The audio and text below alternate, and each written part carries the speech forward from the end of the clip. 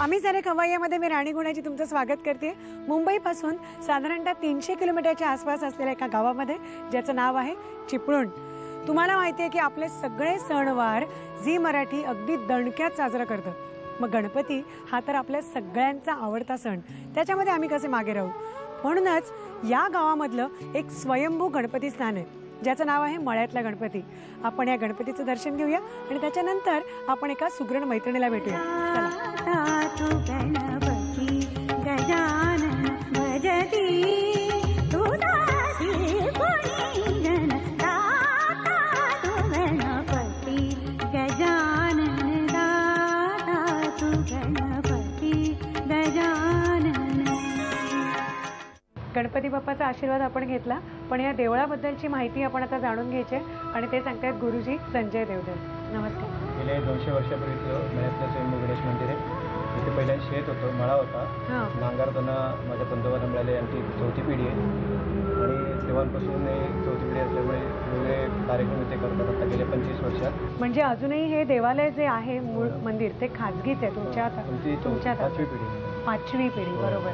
आणि तुम्ही स्वतः पूर्ण वेळ देवाला सांभाळणं, कारण प्रचंड गर्दी आहे ना। म्हणजे मी आल्यापासून पण बघतोय आम्ही की दर मंगळवारी विनायकी संध्याकाळी गर्दी असते। हां, आणि आता गणपतीच्या दिवसात तर जबरदस्त गर्दी। आणि नैवेद्य वगैरे तुम्ही दरवेळेला काय दाखवता? नैवेद्य आम्ही घरीच दाखवतो, जी जुनी पद्धत आहे ती आम्ही चालू ठेवलेली आहे। इतकं छोटंसं देऊळ आहे हे चिपळूणच्या मुख्य रस्ता, हा मेन हायवे ना, मुंबई गोवा हायवे मार्ग। हां, हायवे मार्गावरती पेट्रोल पंपच्या जवळ अगदी हां छोटंसं खरंच देऊळ आहे, पण अत्यंत जागृत देवस्थान म्हणून या गणपतीची सर्वदूर ख्याती पसरलेली असल्यामुळे इथे तुम्ही बघता की म्हणजे बाहेर सुद्धा प्रचंड गर्दी अजूनही आहे। आम्हाला फक्त तुमच्यापर्यंत ही माहिती पोहोचवण्यासाठी आम्ही अवधी मागून घेतला की 2 मिनिटं तरी आम्हाला आमच्या झी मराठीच्या प्रेक्षकांना या गणपतीची ख्याती कळावी म्हणून।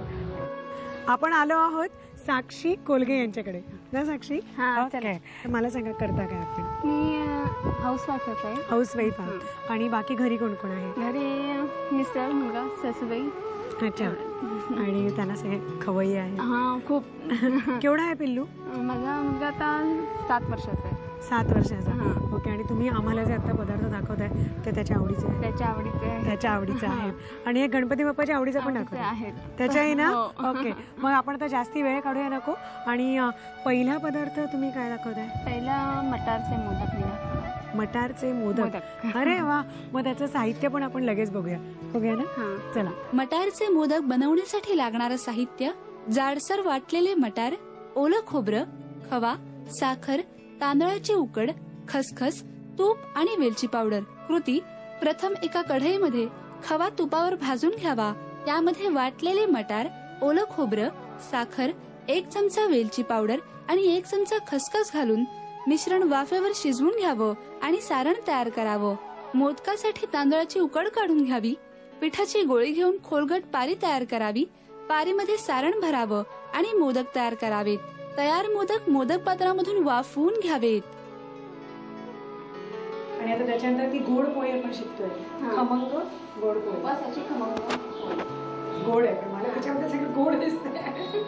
ठीक आहे, मग काय काय साहित्य आहे ते नीट लिहूया। उपवासाची पोळी बनवण्यासाठी लागणारं साहित्य: राजगिरा पीठ, शिंगाडा पीठ, ओलं खोबरं, साखर, 1 केळं, तूप, वेलची पावडर, बदाम पावडर, काजू पावडर आणि तीळ।